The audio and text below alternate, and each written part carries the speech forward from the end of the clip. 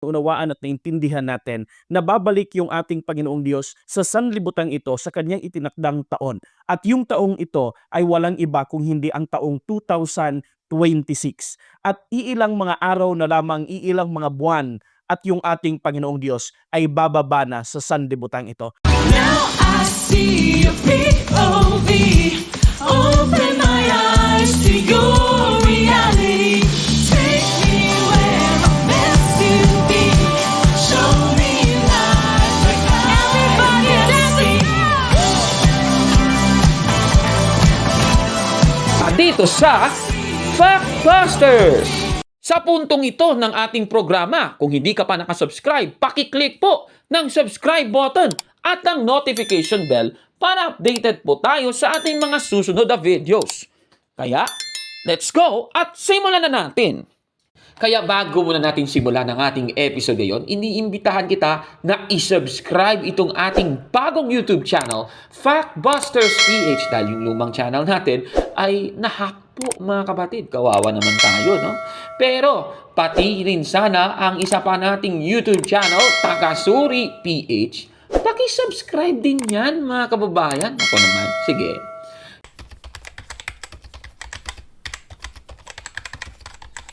Magandang araw mga kapatid and welcome na naman sa isang bagong episode ng Factbusters PH.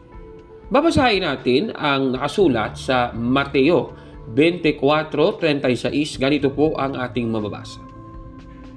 Ngunit tungkol sa araw at oras na iyon ay walang nakakaalam, kahit ang mga anghel sa langit o maging ang anak man. Ang Ama lamang ang nakakaalam nito. Sa nabasa natin tungkol sa kung kailan darating muli ang ating Panginoong Jesucristo, ang nasulat sa talatang ito, wala daw nakakaalam ayon po sa ating nabasa, ang Ama lamang po. Pero kahit na ganito na ang nasulat sa talatang ito, ay meron pa rin mga nagpapangahas na lalabagin ito, ano? At ang mag-claim na alam daw nila ang araw kung kailan darating muli ang ating Panginoong Jesucristo. Katulad ng isang vlog na nakita natin sa YouTube, itong may pamagat na maghanda kang salubungin ang iyong Diyos. At meron dong lalaki na nagsasalita na hindi po nagpapakilala kung sino siya mga kapatid. At hindi lang po yan, meron din po tayong natanggap mula sa ating Facebook page sa The Beloved Catholic Factbusters PH mula kay Kingski Lebona. Ang sabi niya, may nagbigay kasi sa akin ng aklat na yan. Ang daming nakalagay na paninira sa Santo Papa at paninira sa simbahang Katoliko. At yung larawan na kanyang ipinadala sa atin ay ito pong may pamagat na ang huling mensahe ng awa. Ang panahon ng paghahatol ng Diyos ay dumating na. Yan po yung ating nakita dito mga kapatid.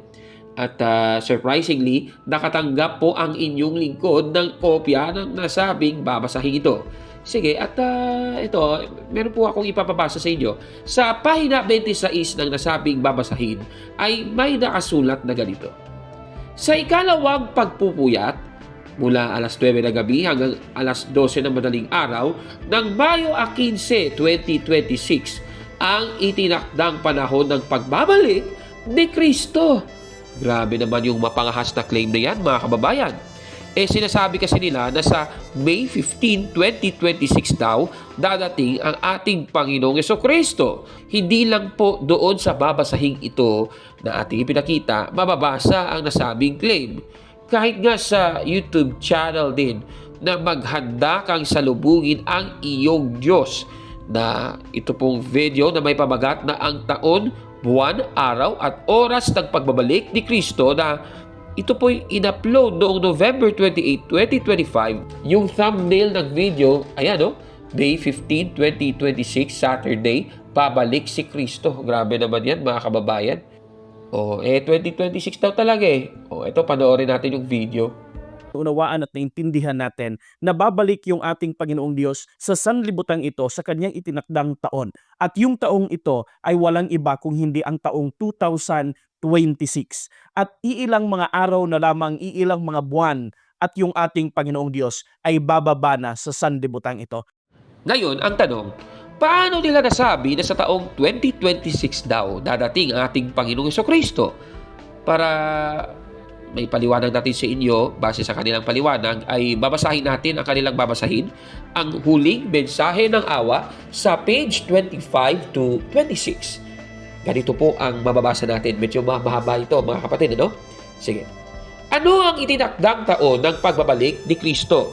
Kinote nila ang Salmo 102, 16 at 13 na base sa kanilang babasahin ay ganito ang sinasabi. Kapag itatayo ng Panginoon ang Siyon, ay magpapakita siya sa kanyang kalwalatian, sapagkat ang panahon upang pakitaan siya ng kagandahang loob. Oo, ang takdang panahon ay dumating na. Pagkatapos ay merong karugtong yan, mga kapatid. Ano ang ibig sabihin ng Siyon? Kinote naman ang Hebreo 12, 22 hanggang 23 na ganito ang sabi. Tatapwat tagsilapit kayo sa bundok ng Siyon at sa bayan ng Diyos na buhay, ang Jerusalem sa kalangitan, sa pangkalahatang pulong at iglesia ng mga panganay. O yan ha. O pagkatapos ay meron na namang tanong. Ilang taon bago natapos ang pagpapatayo ng templo sa Jerusalem? Base naman sa Juan 2:18 hanggang 20, makikita ninyo na ito po ay 46 na taon ang pagtatayo sa templong ito na tumutukoy sa templo sa Jerusalem. At base naman dito, mayroon pang statement, ano? Ang 46 na taong pagpapatayo ng templo sa Jerusalem ay isang simbolong ginamit ni Kristo upang ihayag ang pagtatapos ng pagtatayo ng kanyang templo na ang kanyang bayan. At ang batayan ay awit or Salmo 90, 13 at 12 na ganito naman daw ang sinasabi. Panumbalik ka o Panginoon hanggang kailan pa? Kaya ituro mo sa amin ang pagbilang ng aming mga kaarawan. At meron na namang susunod na statement. Ang salita ng Panginoon ay nagtuturo sa atin na gamitin ang iskor upang bilangin ang mga taon at ang batayan, Salmo 90 Gs. Ang salitang iskor ay galing sa lumang Norseng, salitang skor na ang ibig sabihin ay ang paglalagay ng bigas o marka sa isang bagay. Sa mga tuwid, ang salitang iskor ay kumakatawan sa numerong 20. At dahil dyan, ay sabi dito, kung ang iskor ay 20, ilang iskor ang meron sa 46. Ayan, tapos nilatag na nila, no? 46 na taon. Ayan, no? 20, tapos may 20, tapos may 6. Kaya naging 20, 26. Aba, at ang statement 2026 ang itinakdang taon ng pagbabalik ni Kristo. So yan ang kanilang pagpapaliwanag, ano? Bakit 2026 daw? Dadating muli ang ating Panginoong Jesucristo. At ayon po sa kanila, 2026 daw talaga ang taon kung saan dadating si Kristo. Tanong, totoo ba ito, mga kababayan?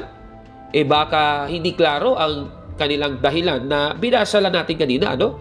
Siguro, hima-himahin natin, ano? Balikan natin yung babasahin. Ganito kasi yun. Sa Salmo 102, 16 at 13, may binabanggit na Siyon. At itong Siyon ay itatayo ng Panginoon sa takdang panahon daw. At doon naman sa Hebreo 12, 22 hanggang 23, ang Siyon na tinutukoy ay ang bagong Jerusalem. At itong bagong Jerusalem, siyempre yung iglesia ng mga panganay. Nakikita niyo yan sa screen. At binasa naman nila ang Juan 2:18 hanggang 20 para mapalabas na 46 years itinayo ang templo, mga kababayan, na tinutukoy sa awit 102, 16 at 13 na kanilang kinote kanina. Ngunit ang templo naman ay kayang itayo ni Kristo sa loob lamang ng 3 araw. At yan nakasulat yan sa kanilang kinote na talata. Pero ang templo na tinutukoy ng ating Panginoong Jesucristo na itatayo niya sa loob ng 3 araw, hindi naman po yung templo sa Jerusalem, kundi yan po ang kaniyang katawan, Juan 2:21. At yung katawan na yon, alam naman po natin, Efeso 5:23, ay ang iglesia, mga kababayan. Ang katawan ni Kristo ay ang kaniyang iglesia, mga kapatid. Kaya ang templong ito na ang kanyang katawan ay ang kanyang iglesia daw. Actually, yan din talaga ang kanilang ipinapahiwatig at pahayag. O eto, pakinggan natin.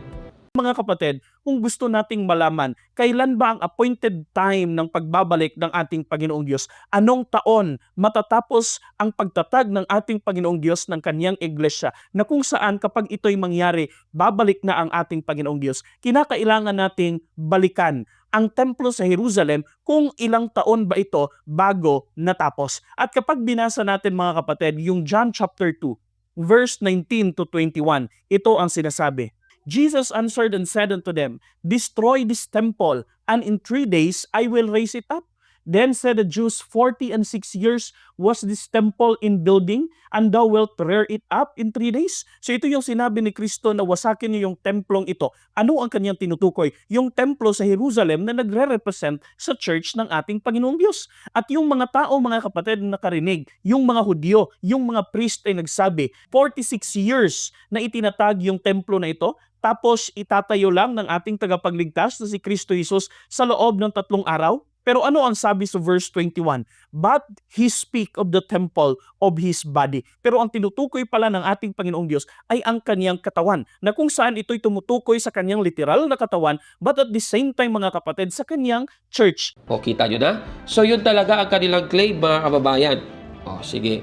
So, ngayon, at mula dito, mga kapatid, para malaman daw ang taon ay gagamitin daw ang 46 years na binasa natin kanina. At yan ang binabanggit sa awit 90, 13 at 12. At mula daw dito, gagamitin daw ang konsepto ng score, na mababasa naman yan sa Salmo 90, Gis. At mamaya, ipapakita ko po yung talatang yan, Psalms chapter 90, verse 10. Okay, sige. Siguro siya na lang magpaliwanag kung anong ibig sabihin ng score. O eto, pakinggan natin. Now, sa verse 10 mga kapatid, ano ang itinuro sa atin? The days of our years are 60 years and 10. And if by reason of strength they be 80 years, yet is their strength labor and sorrow, for it is soon cut off and we fly away. So ano yung maiintindihan natin mga kapatid sa talatang ito? Nung nagtanong si David kung gaano pa ba kahaba ang panahon na natitira bago babalik yung ating Panginoong Diyos, itinuro ng salita ng ating Panginoon ang prinsipyo about sa pagbilang gamit mga kapatid yung score. Kaya binanggit sa salita ng ating Panginoong Diyos 3 score and then 4 score. So ibig sabihin mga kapatid, nagbigay ng hint yung ating Panginoong Diyos na sa pagbibilang pala para malaman natin ang natitirang panahon natin sa sanlibutang ito at ang pagbabalik ng ating Panginoon. Kinakailangan gamitin natin mga kapatid yung principle ng score. Now, ang tanong ngayon mga kapatid, ano ba yung score? Now, tingnan natin yung definition mga kapatid ng score. Ito ang sinasabi. The word score comes from the Old Norse word skur, which meant to put a notch on something. The people who took care of livestock actually made notches on a stick to help them remember how many cows they are counted. That's why the word score came to represent the number 20. So ibig sabihin mga kapatid, yun palang score ay nagre-represent sa number 20. At nung unang panahon, yung principle na ito ay kanilang ginagamit. So ibig sabihin yung score ay nagre-represent sa number 20. O ayan so nakikita niyo yung lalaki kanina na nag-e-explain. So meron siyang ipinakita yung meaning ng salitang score. At yan. At itong score ay kumakatawan sa numerong 20 o 20. At mula ka dito, nakuha nila yung 2026. Hinati kasi nila yung 46. Sa score, di ba kaya nakuha yung 2026. Sana naunawaan po ninyo ang kanilang dahilan bakit 2026 daw ang taon ng pangalawang pagparito ng ating Panginoong Jesucristo. Kaya muli nating itatanong, totoo ba ang sinasabi nila na 2026 daw darating ang ating Panginoong Jesucristo? Susuriin natin yung kanilang dahilan. So at least alam niyo yung dahilan nila. So susuriin natin yun mga kapatid. Sige. Puntahan natin yung score. Ayan yung score. At yung score na konsepto ay mababasa sa Salmo 90 Gis. Sige, babasahin natin yung nasa King James Version. Ganito po ang ating mababasa.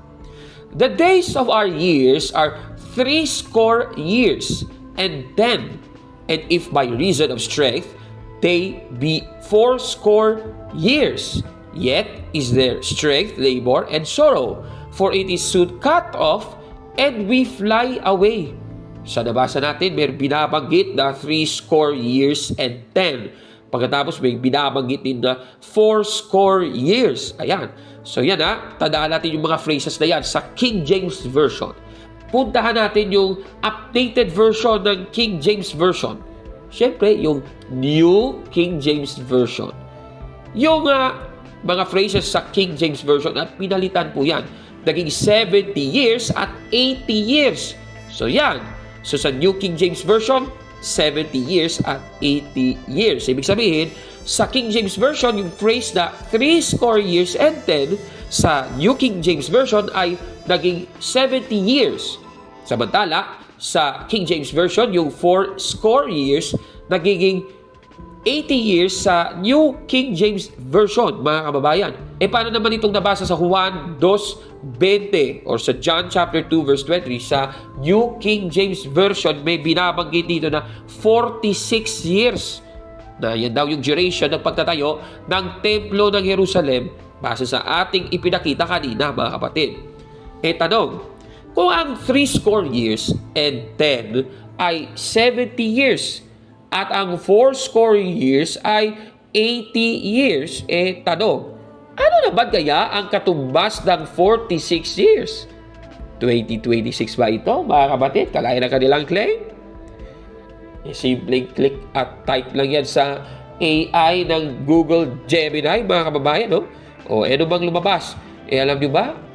Ang lalabas dapat daw 20 years and 6. Hindi naman 2026 yun.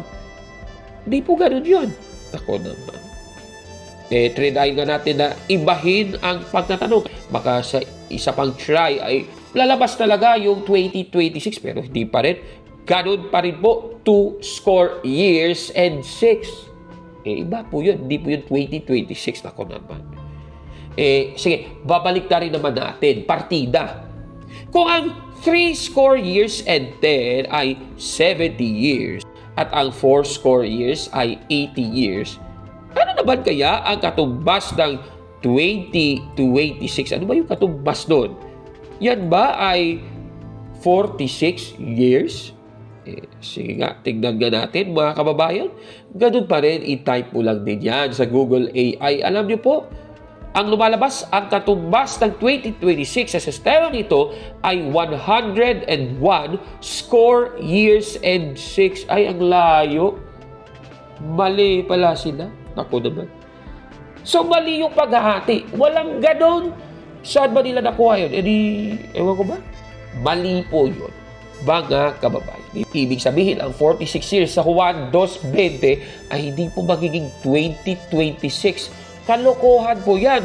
Kaya sa sinasabing ito ng lalaking ito, Unawaan at naintindihan natin na babalik yung ating Panginoong Diyos sa sanlibutan ito sa kanyang itinakdang taon. At yung taong ito ay walang iba kung hindi ang taong 2026.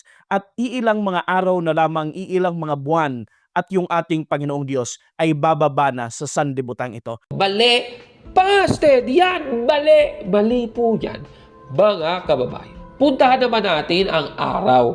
May 15 daw dadating si Jesucristo sa taong 2026. Bakit ganun? Pakinggan natin. Now, ang katanungan ngayon, mga kapatid, ano ba yung buwan? Now, nung nakaraan nating pag-aaral, naunawaan at naintindihan natin na yun palang pag-akyat ng ating Panginoong Hesus doon sa langit ay nangyari sa year 28. At dahil sinabi ng ating Panginoong Diyos na in like manner yung kanyang pag-akyat sa kanyang pagbaba, ibig sabihin, mangyayari din ang kanyang pagbaba sa sanlibutang ito sa year 28. Now, ang katanungan ngayon, mga kapatid, sa 2026, ano ba ang equivalent ng buwan, ng year at ng date na 28? Bakit? Kasi yung year 28, mga kapatid, ito, mga kapatid, ay sa Jewish calendar. Now, ano ang equivalent nito, mga kapatid, sa kalendaryong ginagamit natin ngayon? Now, kapag tiningnan natin ang kalendaryo, yung year 28, mga kapatid, ito pala ay May 15. So, ibig sabihin, yung month at date ng pagbabalik ng ating tagapagligtas na si Kristo Jesus ay mangyayari, mga kapatid, sa May 15. Anong taon? 2026. 26. Now, ano yung araw mga kapatid? Yung May 15. Kapag tiningnan natin mga kapatid, ito ay araw ng Friday. Pero ano ba yung sinabi ng salita ng ating Panginoong Diyos? Basahin natin mga kapatid sa Acts chapter 1 verse 11 to 12. Which also said, Ye men of Galilee, why stand ye gazing up into heaven? The same Jesus which is taken up from you into heaven shall so come in like manner as ye have seen him go into heaven. Then returned they unto Jerusalem from the mount called Olivet, which is from Jerusalem a Sabbath day's journey. So ano yung sinabi ng salita ng ating Panginoong Diyos na kung saan doon umakyat si Kristo Jesus sa langit? Ito pala ay nangyari sa araw ng Sabat. Now, bakit ito mga kapatid nangyari sa araw ng Sabat? Sa ating nakitang kalendaryo kanina, yung May 15 mga kapatid is Friday. Now, bakit ito tinawag na Sabat? Kasi ito ay nangyari mga kapatid nung gabi, nung Friday. At dahil gabi na ng Friday mga kapatid, sa Jewish reckoning or sa Hudyo na pagbibilang ng araw, ito ay considered as Sabat. Or ito ay considered mga kapatid na Sabat na. Now, ano ba yung Sabat? Now, sa Convert Catechism by Father Peter Gierman, ano ang sinasabi? The third commandments. What is the third commandments? The third commandment is, remember that thou keep holy the Sabbath day, which is the Sabbath day. Saturday is the Sabbath day. So ibig sabihin yung Sabbath pala mga kapatid ay Saturday. Now ang tanong ngayon mga kapatid, bakit Friday? Okay, yung May 15 mga kapatid is Friday. Pero dahil babalik yung ating Panginoong Diyos ng gabi ng May 15 ng Friday, it is considered mga kapatid na Sabbath. Kaya Sabbath yung pagbabalik ng ating Panginoong Diyos kagaya ng pag-akyat ng ating tagapagligtas na si Kristo Jesus doon sa langit. Kaya babalik yung ating Panginoong Diyos sa sanlibutan ito mga kapatid is sa May 15, 2026, araw mga kapatid ng Sabado. O ayan, so napanood po natin yung explanation niya, no? Talagang ganun talaga ang kanilang claim, no? May 15, 2026 talaga dadating si Kristo. So, bali po yung taon, 2026. Paano kaya itong May 15? Susuriin natin yan, mga kababayan, kung tama bang ang May 15, 2026 ang petsa kung saan darating si Jesucristo. Napatunayan natin kanina yung taon mali. Punta naman natin yung May 15 na siyang petsa. Para mas maliwanag muli. At siyempre, doon pa rin yung base sa kanyang explanation ay pagbabatayan natin ang huling mensahe ng awa sa pahina 24 naman. Ganito naman pong sabi doon. Ang araw at buwan ng kanyang pag-akyat ay ang magiging kaparehong araw at buwan ng kanyang pagbabalik. Kinote ang mga gawa 1:11 na sabi dito, ang Jesus ding ito na kinuhang paitaas mula sa inyo patungong langit ay sa gayon ding paraan darating.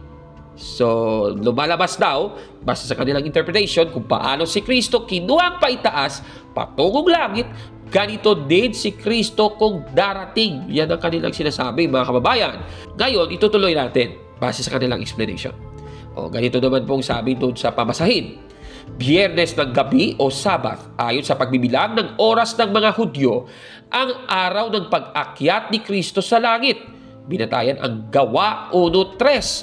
Nagsabi doon, ipinakita niyang buhay ang kanyang sarili pagkatapos ng kanyang pagdurusa sa loob ng 40 araw. Yan ang nakasulat sa talata. Kaya ang sabi nila, ang claim nila, sa loob ng 40 araw, yan daw ay papatak sa Biyernes ng gabi. Biyernes ng gabi daw umakyat si Kristo sa langit base sa Gawa 1:3. At hindi lang yan, binatayan din ng lalaki yung Gawa 1:12, mga kababayan. At ngayon, doon sa babasahin, binilang nila. So, nagsimula po itong resurrection of Jesus Christ sa araw ng linggo.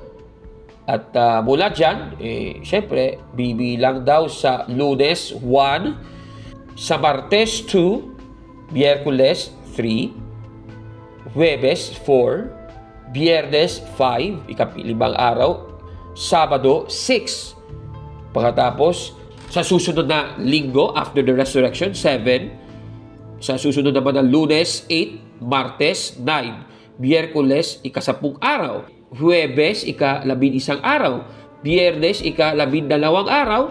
At papatak sa yung Jewish calendar, ER 1, ika-13 na araw. Sa susunod na Sabado, ika-20 araw po yon. Sa susunod pang Sabado, ika-27 araw yon. At sa susunod pang Sabado, ika-34 na araw ito. At syempre, pagdating ng linggo, ER 23, yan ay 35th day, 36th day sa Lunes, 37th day sa Martes, 38th day sa Miyerkules, 39th day sa Huwebes at 40th day sa Biyernes. At yung katumbas sa Jewish calendar, yan ay ER 28, yan daw ay petsang May 15. Kaya doon nakuha yung May 15, mga kababayan. Mula po sa dahil lang ito. Ang tanong, totoo ba ang kanilang claim? Susuriin natin yan, mga kababayan. Alam naman po natin na sa araw ng linggo si Kristo na buhay ng maguli. At yan ang mababasa natin sa Luke chapter 24 verse 1, yung unang bahagi sa verse 3, at yung unang bahagi sa verse 6. Ganito po ang mababasa. Very early Sunday morning, the women came to the tomb where Jesus' body was laid. They went in, but they did not find the body of the Lord Jesus. Jesus is not here. He has risen from death. So, sa araw ng linggo, si Kristo ay umakyat ng maguli. Siya ay nag-resurrect. Ngayon, ang tanong, mga kapatid, totoo bang sa Biyernes si Kristo umakyat sa langit? Susuriin natin yan. Kung i-search mo po sa Google AI, sinasabi na sa Huwebes po, hindi po sa Biyernes umakyat sa langit ang ating Panginoong Jesucristo. Katunayan nga, sa Iglesia Katolika, ang tradisyon ng Iglesia Katolika ay nagsasabing Thursday. Yan po yung araw kung saan umakyat si Kristo sa langit. Ascension Thursday. O mga kababayan, ako naman. At dapat kasali po ang araw ng linggo o yung Resurrection Sunday sa pagbilang. Hindi kagaya ng kanilang ginawa. Nag-umpisa yung first day sa Monday. Naku naman. O, para mas maunawa nito, ganito yun, ano? Yung day 1 dapat dito po mismo sa Resurrection Sunday. Tapos sa dulo ng nasabing linggong yan ay day 7, hindi day 6. Pagkatapos sa susunod na Sabado, day 14, hindi day 13. Pagkatapos sa susunod pang Sabado, dapat day 21, hindi po day 20. Pagkatapos sa susunod na Sabado, day 28 po yan, hindi po day 27. Pagkatapos sa susunod na Sabado naman ay day 35, hindi po day 34 yan. At kung bibilangin ito, day 36 sa Sunday, day 37, ayan, sa Monday po yan, hindi day 36. Day 38 sa Tuesday, day 39 sa Wednesday, at day 40 sa Thursday, hindi Friday. Nako naman. At lalabas sa katumbas yan, hindi po May 15, kundi May 14. Yan po yung ER 27. Mga kababayan, nako naman. Pero sandali, meron pang isang dapat i-resolbahin. Paano naman itong sinasabi sa Gawa 1.12 na merong binabanggit na Sabbath Day's Journey? Siguro babasahin natin yung sa isang salin, no? Easy to read version ng Acts chapter 1 verse 12. Ganito po ang sabi. Then the apostles went back to Jerusalem from the Mount of Olives. This mountain is about a half mile from Jerusalem. Sandali, bakit dito half mile? Doon sa binasa niya, Sabbath Day's Journey. Kasi ganito yon. At sa Gawa 1.12, kung sila ay lalakad mula sa Olivet o Mount of Olives, makakarating sila sa Jerusalem sa araw ng Sabat. Yan po yung paglakbay gamit ang distansya ng halos kalahating bilya, mga kababayan. Ibig sabihin, yung paglalakad mula Mount of Olives patungong Jerusalem, yung distance doon about a half a mile. Almost 1/2 mile po yun.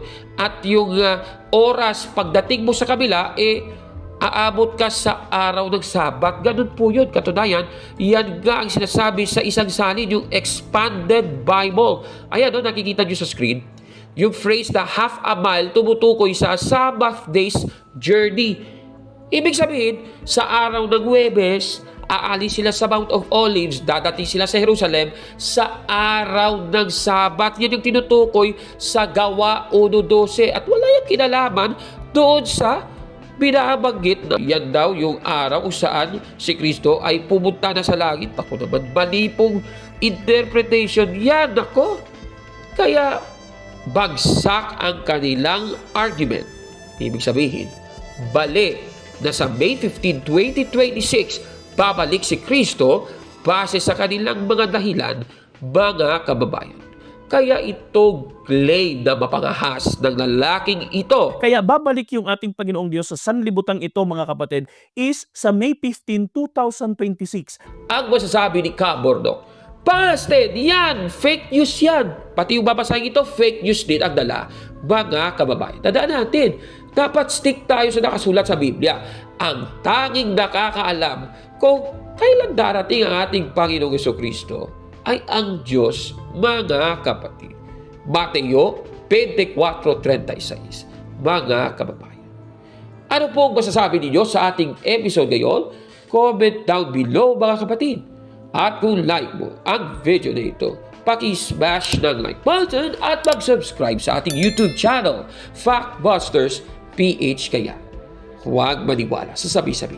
I-check muna kung fact nga talaga. Hanggang sa susunod na episode, ako po si Caborno at ito ang Factbusters.